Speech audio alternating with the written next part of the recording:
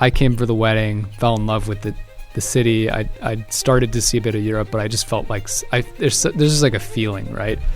And something felt good and aligned, and I was like, I think I'll live here. Yeah. Buongiorno a tutti, buongiorno Brendon. I'm super happy to be with you. How are you doing? I'm doing great. I've never spoken Italian, so buongiorno. Buongiorno Ale. Buongiorno I really Ale. appreciate you kind of setting this up today. Beautiful studio. Thanks for the invite. I'm super happy to be here with you, and we were commenting about the quality of the studio in Lisbon. We love it, and I'm really happy to have you here. As I was mentioning, the goal is to ask you a few questions and dive down into a few topics about where did you live, why did you choose Lisbon. But before we start, so Brendon Sido, this is your name, and you are a founder. We met because of, I think, Bitcoin reasons. We are both quite deep into this philosophy, I would say. But before we start, where were you born, actually? Yeah, so this will be a good conversation because we're still getting to know each other, but I've had the pleasure of meeting a few times due to both working in the crypto industry. But yeah, I was born in Canada, right in the middle. Literally, Canada's a huge country. So if you look at it from coast to coast, I was born right in the middle in a spot called Winnipeg, Manitoba. Not a lot happens there. It's extremely cold. I think it's -30, -35 in the winter. Very friendly place, but not a lot happens. But that's kind of where I grew up till I was 20 years old. Wow. And when you were 20 after it, did you move where? Yeah. So this we're like kind of jumping into my whole entrepreneur journey. But after high school, went to the local university there, and truthfully just had no idea what the hell I wanted to do. But had a buddy who... long story short, like a good friend that I had known since I was like probably 6, went to school with, we were really good friends. He started up a windshield repair company. So funnily enough, nothing to do with tech. It was like, folks, you're driving a car, it gets hit with a rock or something. And you fix it. Yeah, we fix it, right? That's a good business, I think, because you can save compared to replacing the wheel, a lot of money, right? The other thing, it's like save cost, but also it's like that.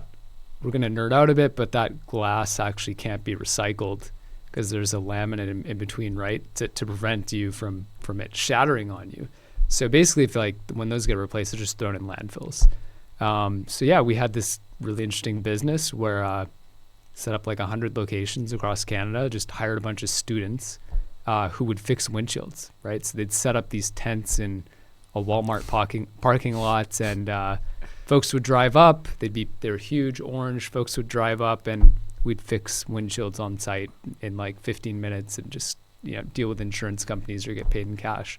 And long story short, I then kind of led me into another company, and I ended up moving to Toronto after, and lived in Toronto in the Bay Area, kind of running a tech startup thereafter. But that's how I got pulled out, and always had this dream, almost like a James Bond vision of like living around the world and doing things around the world. And thankfully I've had an opportunity to do that through some decisions I made, and we'll talk about maybe remote nomading, things like that. But it was always just like this random idea I had since as a kid. I just knew I wanted to live phases of my life in different places and experience different things, and it's been pretty cool to see that come true. That's so interesting, Brendon. You know why?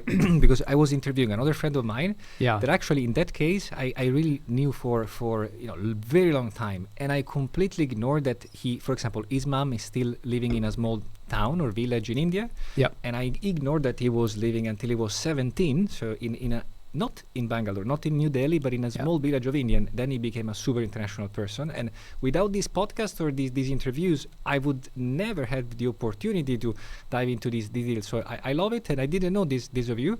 And out of curiosity, how much do you think the fact that you were not born probably in the center of Toronto impact on your maybe willingness to explore the entirety of the world and go full remote at a certain point in your life?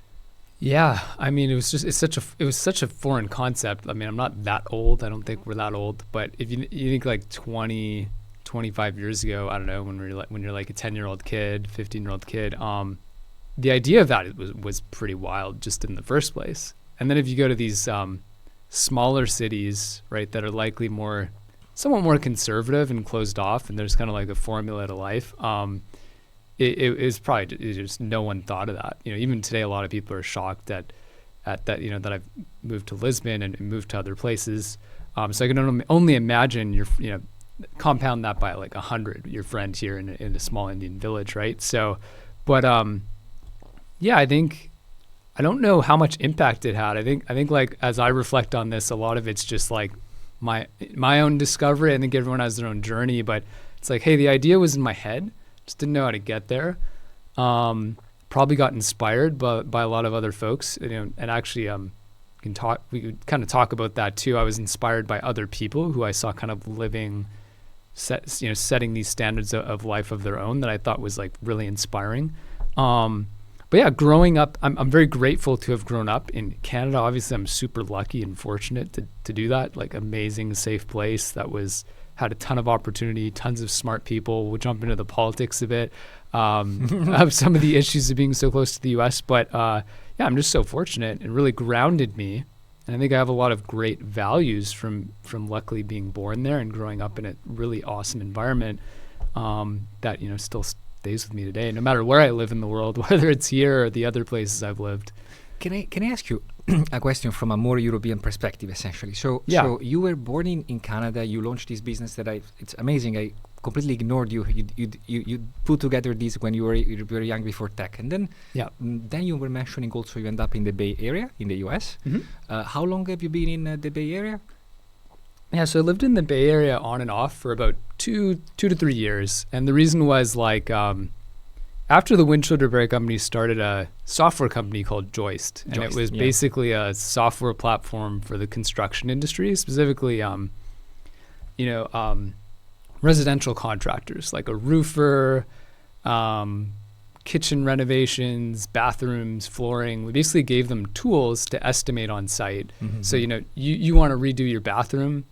You find a contractor. To be clear, we're in a marketplace, right? We don't help you find the contractor.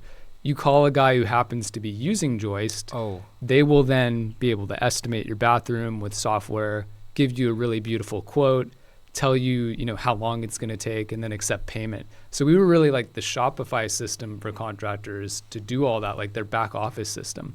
And the question was San Francisco. So we had raised multiple rounds of funding. Most of the investors were in the Bay Area. At the time, started the company in like 2011, 2012. Startups were like really nascent in Canada. They still are, truthfully. So to get access to better talent, investors kind of try and level up, opened up an office in San Francisco, and that was like a reason why I kind of lived there on and off for a couple of years, kind of going between offices and getting exposed to some of the bigger thinking out there. How much do you think it impacted your way of thinking, your attitude, your goals, the fact that you were exposed to the West Coast and specifically the Bay Area? A lot, right? A lot. Yeah. I mean, I think the term I use is if you want to act, you go to LA. If you want to work in finance, it's probably New York. Yeah. Maybe London. There's these kind of like pockets, right, that attract the best people. And I've lived in many different places. Obviously, I'm a tech guy, but there's something incredibly special about the Bay Area. Even if with a lot of the negative social things that have happened over the past couple of years, it still just has amazing people. And the thing is, they've compounded their ecosystem so many times that, like for example, if you're trying to find a VP, in Toronto, right now I'm assuming trying to find a VP for something in Lisbon is pretty hard. I'm assuming you probably count the people on your hand that have done it at scale. Whereas in the Bay Area, it's just like plethora of people, right? You can recruit like crazy. They've done it. You don't have to teach them from scratch. So there's something really special there. And, so I think it was like a very important thing, and then very important to have friendships, know people, get exposed to that type of big picture thinking that I think was great. And then I can form my own opinion, right? I think there's a certain attitude there, but it's like one piece of the total chess that makes me me and how I think about things. 100%. So I arrived to the San Francisco, to being exposed to that special place in my view. Did you live there? I didn't live. Yeah. I've never lived, but I visited frequently, I would say. I had investors there. And I have to say, I love the place. I love the mindset, and it gave me a lot. And I think it's It's really interesting, but from my perspective, I was really interested in also seeing how a Canadian, see that plays, and because sometimes there are people, suggesting, oh yeah, but New York is great for building tech companies, Miami is great for building tech companies. What is your perspective on this? I'm interviewing you, otherwise let's riff on this. It's like I haven't spent as much time. I've spent actually a decent amount of time in New York. It's so close to Toronto, and had a lot of friends there, and etc. Miami can't really comment. I didn't really, but again, those ecosystems are. It's kind of like you have all these other places, and then there's the Bay Area. Yeah. Right, and trying to compare those two is I think impossible in tech. Just the reality of how advanced and how many times they've compounded the talent. Right, like they've had successful company after successful companies. It's just like you can't really compare them. It's just the reality of the talent distribution, and it still exists today. It still exists. In my view, it's inevitable, especially if you are like from Spain, Greece, Italy, and then or even German. You spend a week in San Francisco, you will get in 7 days more introductions, more suggestions, more input. Then you feel really the dynamism, you feel the accelerationism, which is something that unfortunately in Europe currently is struggling. But we will get there. My curiosity is because. The reason why I asked you, hey, let's jump in this podcast today, which is, by the way, yesterday I put something for my teeth, like an aligner. You I should mention, so normally I smile and show my teeth a lot more, but I had a jaw surgery a couple weeks ago, so I'm like pretty fresh. So I'm normally able to move this a lot more. I actually wanted to say that at the start. Normally I'm a lot more expressive and smile. So that's a heads up for the audience. Yeah. Sounds like the great day to run a podcast. The next time, if you have like a small like a treatment or whatever at the ankle, let's go for a run or for a marathon. What do you think? It's but it's no. Thanks a lot to be here, because my take is and my curiosity is, okay. Sometimes, for the European mindset, the Asian mindset, I'm quite exposed to them, so I tend to understand them. But what I found super interesting is, okay, Canadian, major experiences in the business, in different verticals, I would say.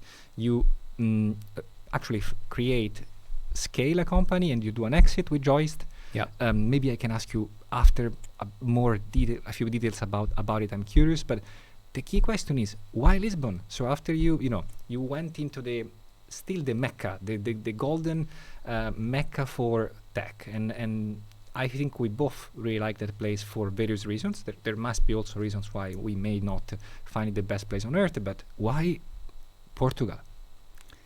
Yeah, it's a bit of a long story, so let's buckle up a bit. I'll try and make it quick, but there's a whole bunch of interesting pieces, so I just gotta frame this up. So yeah, maybe just quick, ended up moving to Toronto when I started Joist with a couple co-founders, and that was my first startup. I was 23 when we started. Learned a lot. It was just like brute force energy.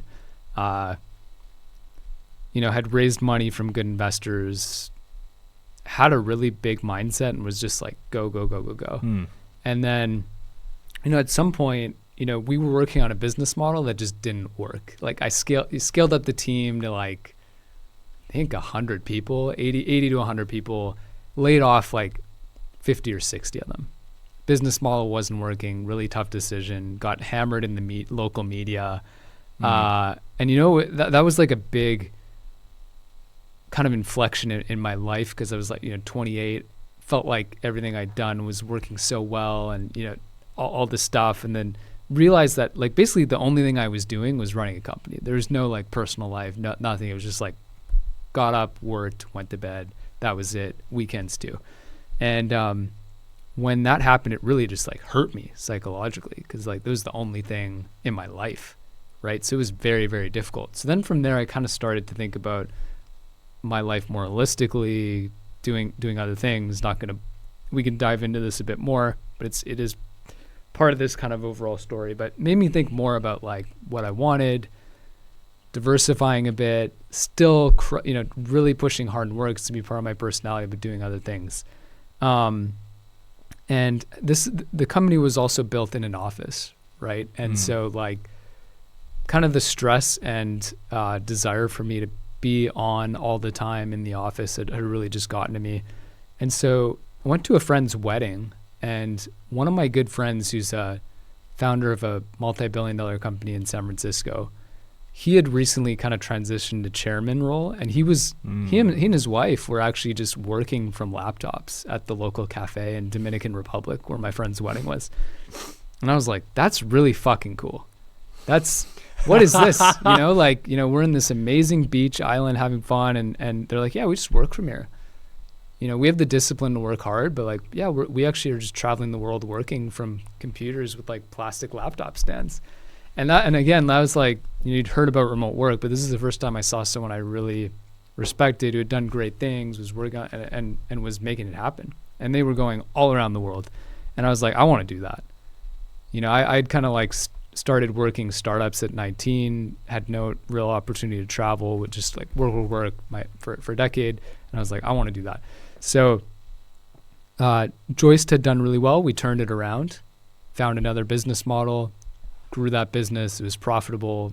It was basically up to 20 mil ARR at one point, doing great. And there was basically like a hot market for construction financing at the time. Accelerate got an acquisition offer, ended up selling, right? And stayed on for a year, transitioned, and then I was like basically ready to do my next thing. And at that point I was like, I'm going to travel. I'm going to take time to figure this out. And I just started traveling the world.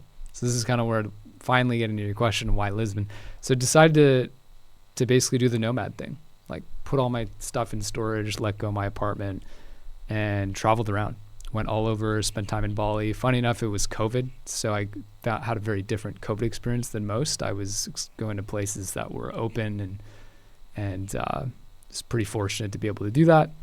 But yeah, just experimented. But right before that, one of my co-founders actually got married in Lisbon, and I came for the wedding, fell in love with the city. I started to see a bit of Europe, but I just felt like there's just like a feeling, right? And something felt good and aligned, and I was like, I think I'll live here at some point. And that's what I could try. I just like really enjoyed it.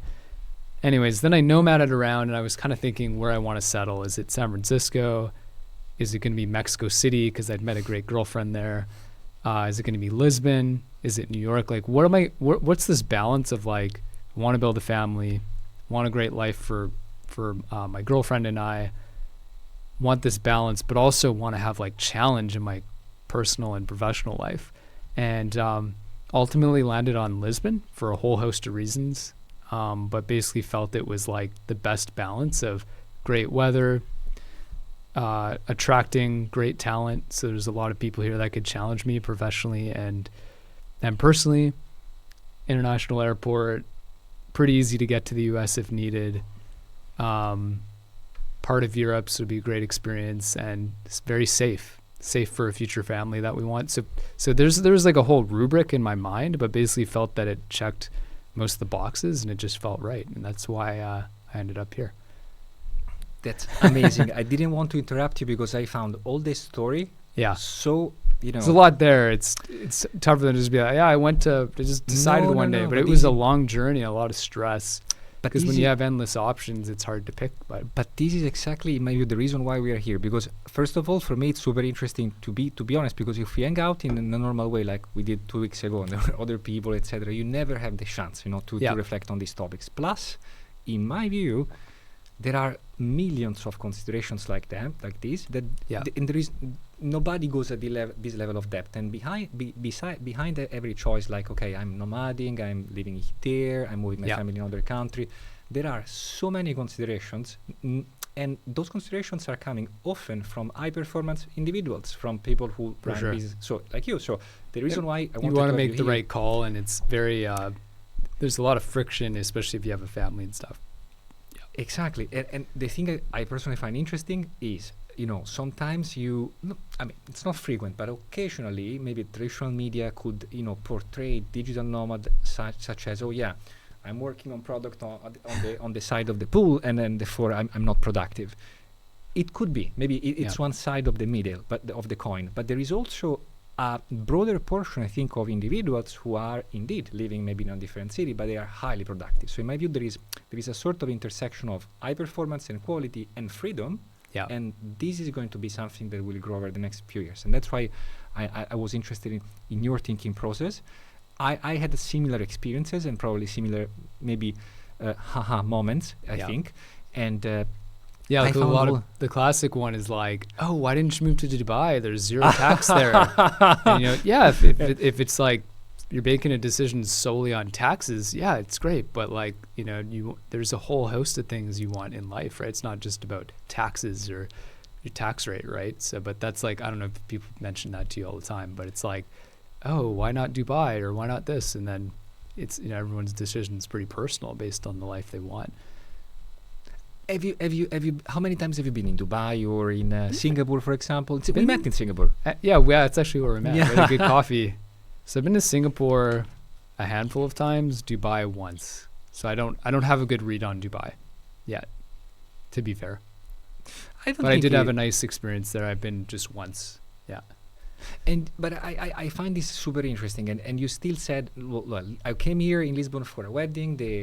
The whole package was, you know, the boxes were checked correctly, and therefore I moved. And well, I know it already, but for our audience, essentially, you were already in a relationship, and both of you and your girlfriend. Yeah. Okay? Because I was thinking, you know, maybe already wife, etc. But your girlfriend, essentially, together we decided to move here. Okay. And we met. Funny enough, I actually during the nomad time, I spent 2 years in Mexico City. You know, that was one of my pit stops along the way. So I actually technically have lived there for a while. There's a pretty good nomad community. It's amazing, right? A lot of people speak so highly of Mexico.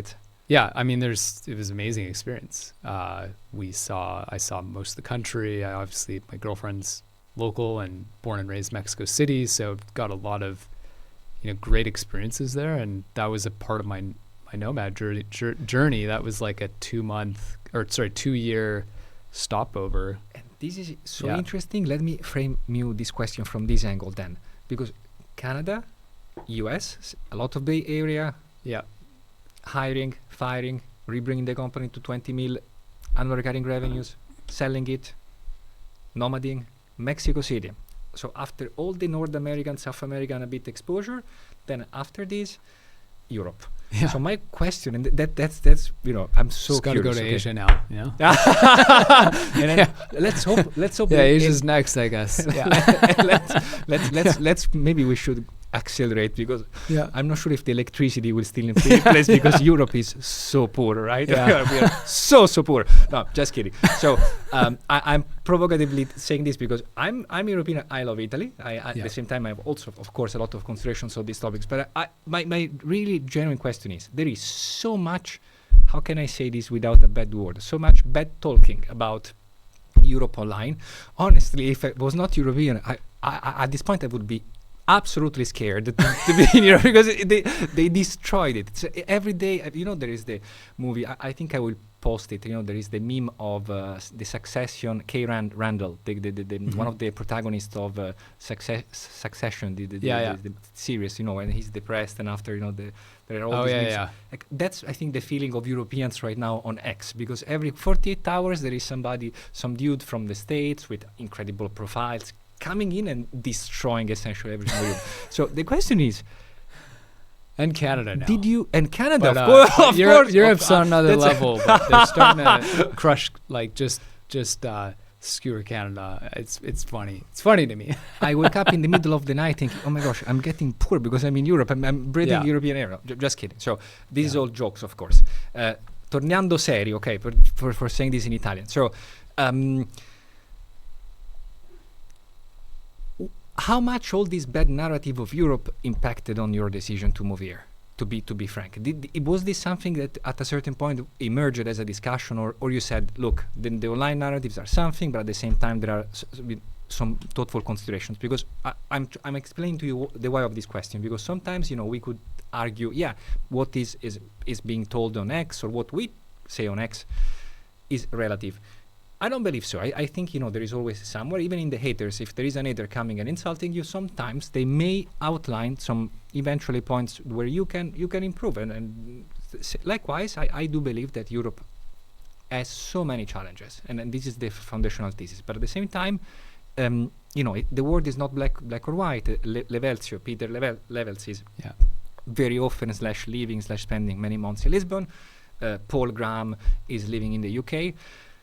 Why that guy didn't go to Malibu, right? Or why Paul Graham is living in the UK? There are so many, indicators that tells us, okay, the main narrative has a lot of arguments, and we should be very thorough as Europeans in accepting, listening to them, and work on the shortcomings and the issues we and challenges we have. But there must be something else. What was this something else in your perspective? Because you could have been very happy in Mexico City. Your girlfriend is from that city. Yeah, that's a good question. I mean, just to the Twitter piece, it is more balanced, right? Twitter will pull out like the most intense, craziest things because there's a lot of just great thinkers there, but you would think the world's on fire all the time. So you got to take certain things with a grain of salt, but then there's some truth to it too, right?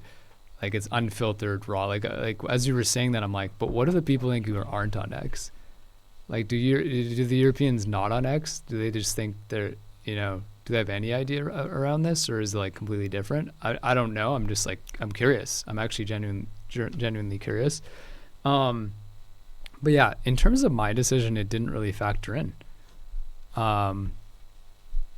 If I like, just to be very blunt, it's like, as a nomad who's traveled around, has a couple citizenships, lots of options, with work, etc. And, the big reason I left Canada is I wasn't optimistic about where it was going. And I didn't feel, I had no confidence in the current leadership, and didn't feel like the tax to what you're getting ratio made sense, straight up, right? And that can be repeated over time. It's not fun to move, but if you don't like the direction, it's like you try and change it, but it can be changed. But back to the question is like, it didn't really factor into my decision at all, because I've spent a lot of time in Lisbon and loved it. Like the people, feel like there is some sort of builder culture forming here, and a lot of excitement. Things, even just infrastructure's improving every time I come. There's something new. So to me, it really didn't factor in at all. It's like, I want to live here. I think it checks a lot of the boxes, and I personally I know there's a lot of debate, but I like that they're trying to attract great people to this country in creative ways. And it's not perfect. I think we'd even talk about some of those benefits, but there's like a specific effort to try and bring innovators and people from around the world to the country, and I like that. Yeah.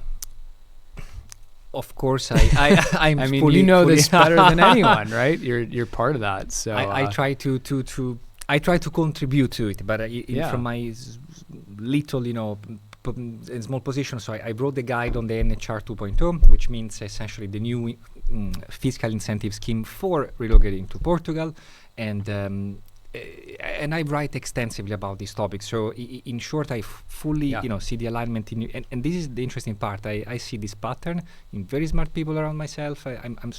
I'm lucky to have very occasionally good friends who are also very very interesting and occasionally very successful people. So and sometimes I see this pattern coming many times, and we all align on a few principles, and we have also our different perspectives, but the principles are, countries competing for us.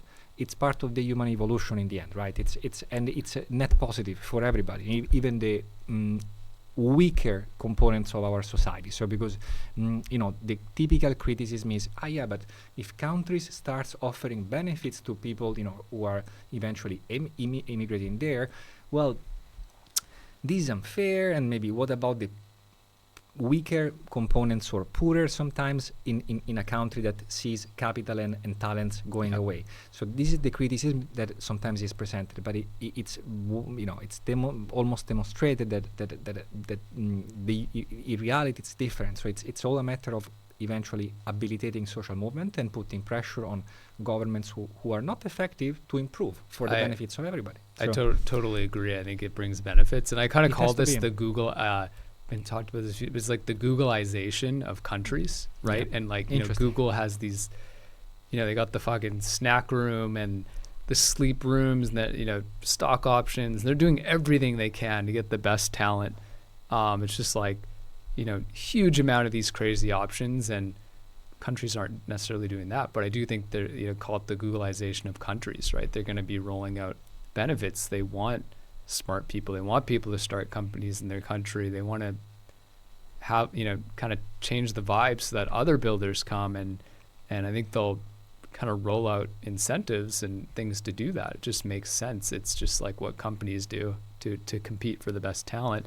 I think I mentioned I'm in this program called EHF in New Zealand, which is somewhat similar, right? It was like it's called the Edmund Hillary Fellowship. It was started by a good friend of mine who I should put you in touch with.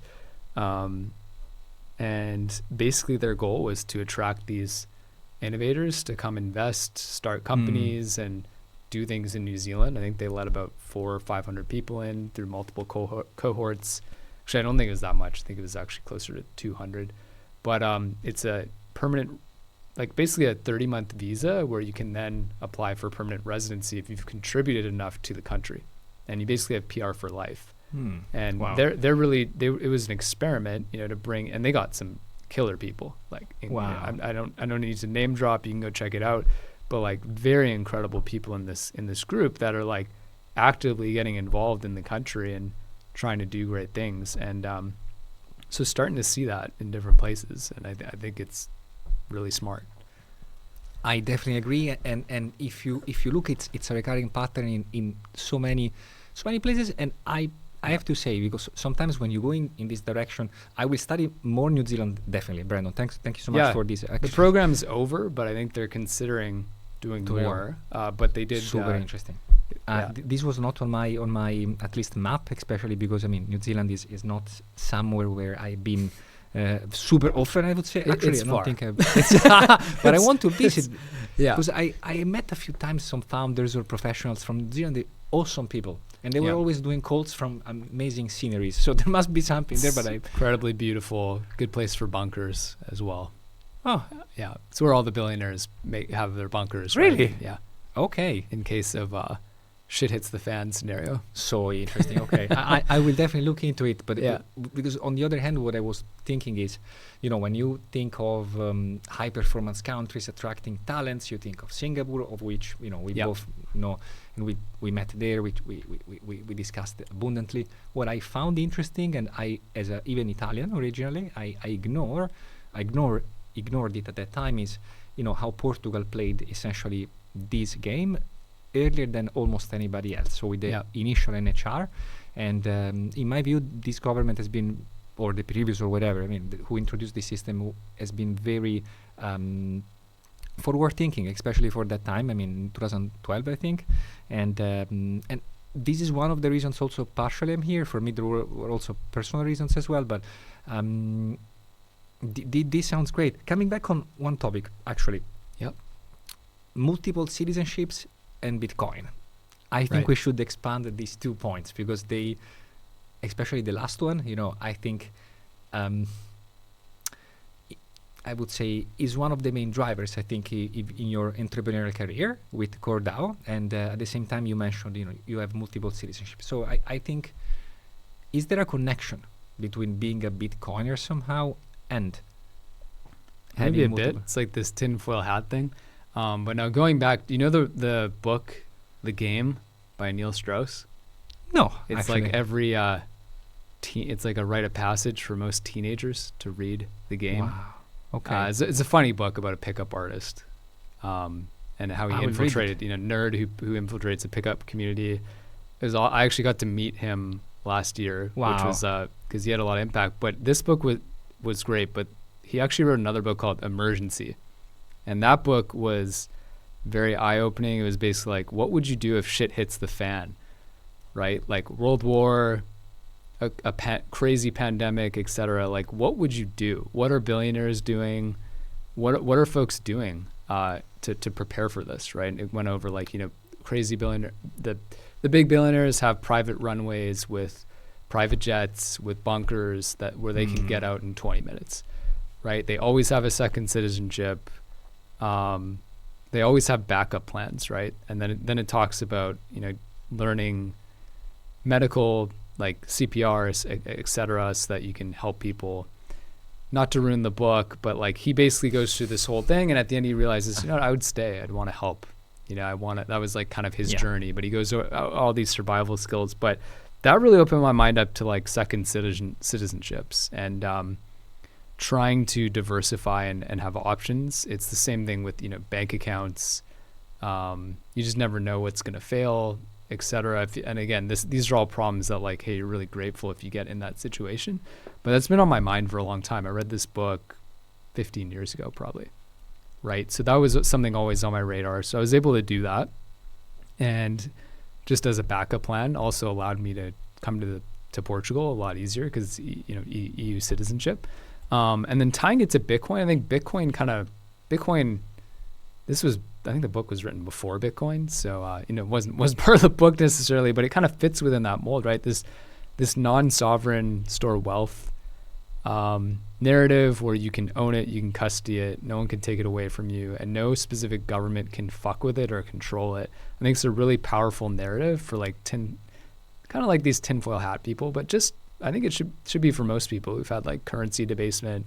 Thankfully, super lucky to have grown up in Canada, but and again, I'm really fortunate, as I mentioned, to have grown up there. But in other countries, they've had like crazy currency devaluations, lost all their family's savings, etc. So I think that's just also a very interesting insurance policy. If you're a global citizen who's like going around, you don't necessarily want to change into all these local currencies. You want the second passport. You're kind of thinking about these things. It's in my view, important to have some Bitcoin as part of that strategy that you store yourself. So yeah, that's just, I don't know, a weird part of my personality, but that's it all resonates, like all this government overreach and so, checks balances are very important. You have no idea, and you will see them coming in this podcast or maybe in the online version. You have no idea, Brendon, how many people, friends or acquaintances or people online that we see them. We all, I think there are some recurring, points and I ask you this because it's not yet mainstream, right? So it's in my view associating somehow nomadism or remote working, freedom and Bitcoin especially. It makes tons of sense. And Bitcoin is going to become not retail but government, right? This is going to be probably the next phase of the seems that way, which is crazy, by the way, right?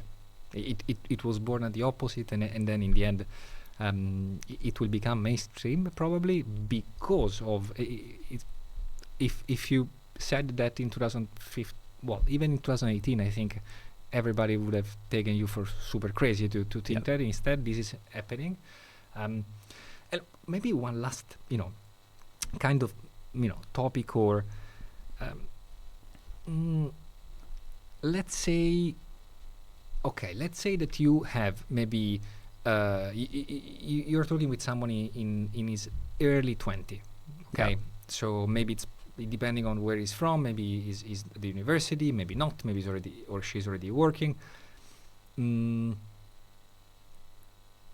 A few advices that you would feel confident, to share based on your experience. Many. Go for it. I want to add the closing thought on the Bitcoin piece. So the government's buying, I think, is very bullish and actually amazing because maybe it'll get us to this somewhat check balance that gold was supposed to have on currency. But even if governments own it, they can't control it. And I think that's what's great about Bitcoin. Like they can't go inflate and add more Bitcoin to the supply. They can't fuck with the money. It's hard-coded, hasn't changed, and it's basically, ideally should be in the future, especially they start acquiring it, like a check balance on government spending. And that to me is incredible. And if you can kind of store it yourself and know that a government's, because, just from the history of mankind, every government fucks this up. They devalue their currency and implode because we just can't help ourselves. People can't help themselves without overspending, especially as you get and spending on stupid things. And seems like the U.S. election, that was clearly a big driver of the last election, but Bitcoin's like an antidote to that. So that's all I wanted to share. terms of the advice, can I just get back on this, because you are inspiring me. Sorry, just one consideration super quickly is, it's so true. I'm reading a book about the history of Rome, and even in the ancient Rome, I don't remember exactly the period of time.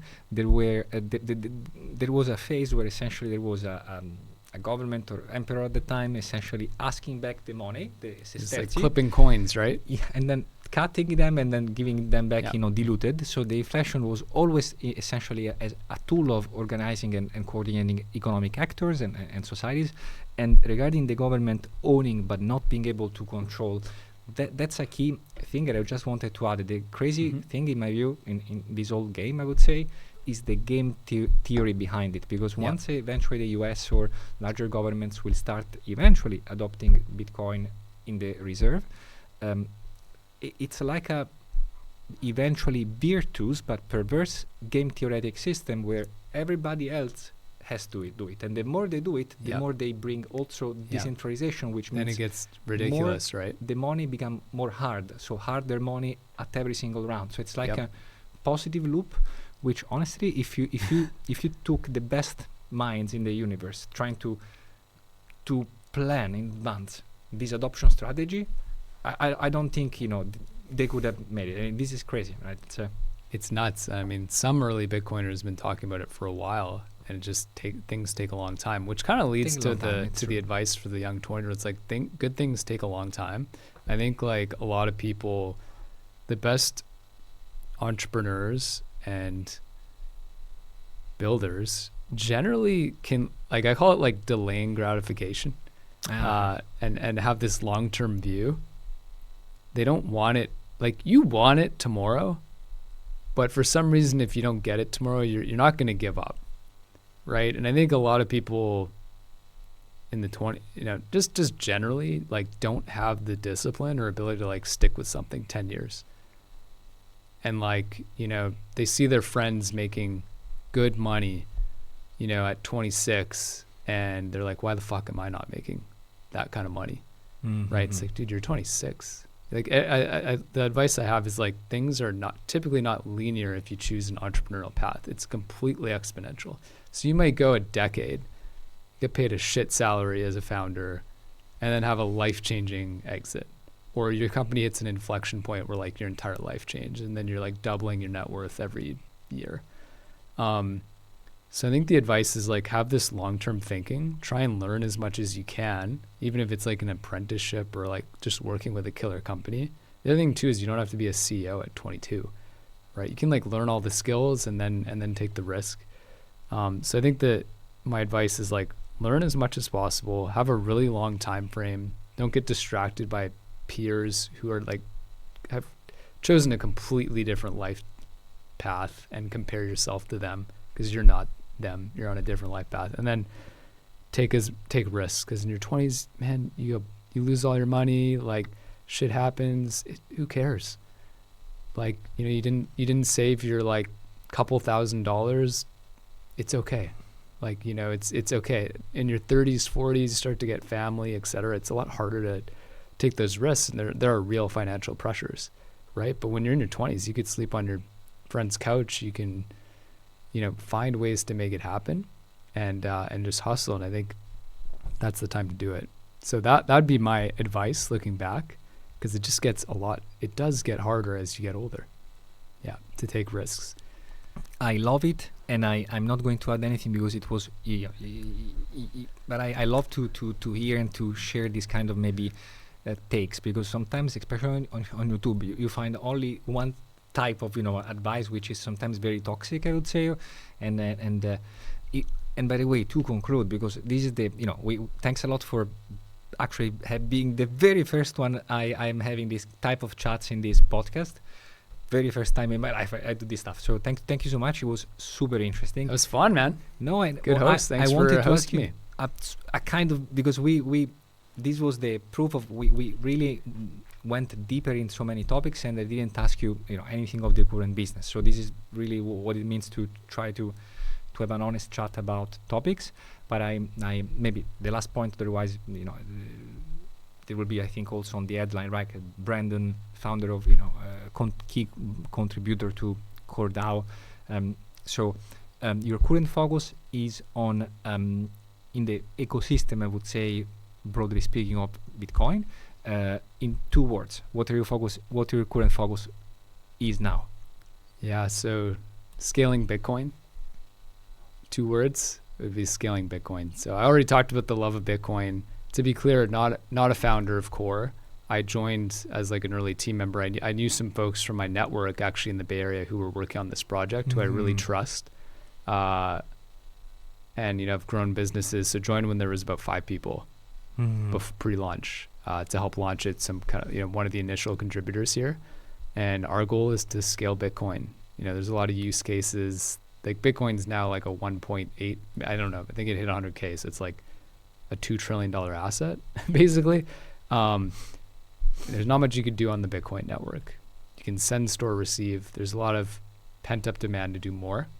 And Core Chain is meant to be a scaling chain for Bitcoin, where you can do things, enable smart contracts, and unlock this 2 trillion of capital to do things on chain. And that's kind of the entire focus and a really long-term mission. It's going to take a while, just like Bitcoin took a while to hit 100K. Very nice to have you here, and I really appreciate all the considerations from your very early life experience, businesses, why in Lisbon, and so many considerations. I think if you will be free in the next couple of weeks or months, I would love to have you again here. Maybe let's do a follow up. I'm glad I responded to your Euro tweet. I think that's how this all happened. It's true actually. Yeah. So we'll touch on a few more things and dig out what you're doing. And it's incredible. You are, because I forgot. Sometimes you meet each other, you meet in person, and then you forget. But it's true. We're X or Twitter buddies actually. Completely. So thanks, Elon, for grazie molte, Elon. Also because in Italian it's not Elon, but it's Elon. So it's Elona. In the bad accent, if you go, probably will be Elon Musk or something like this. This is how it would sound. But it was great. Sometimes I meet a lot of interesting people via X and in DM, etc. And but this chat was awesome. So I think maybe next time we can invite also other folks and have a discussion in 3-4. And thank you for sharing so much also about in terms of advices or personal experiences. And it's great. So I'm super happy the electricity stayed in place even if we are in Europe because of sustainability concerns. As we know. No, I'm just kidding. No air conditioning. Yeah. Actually, there is air conditioning. This is the scope of this podcast. Hey, we are in Lisbon and there is air conditioning there. Yeah. Fantastic. Okay. Really appreciate you having me on, man. It was a lot of fun. Might as well. Thank you so much. Yeah, I appreciate it. Bye. Grazie mille. Grazie. Cheers.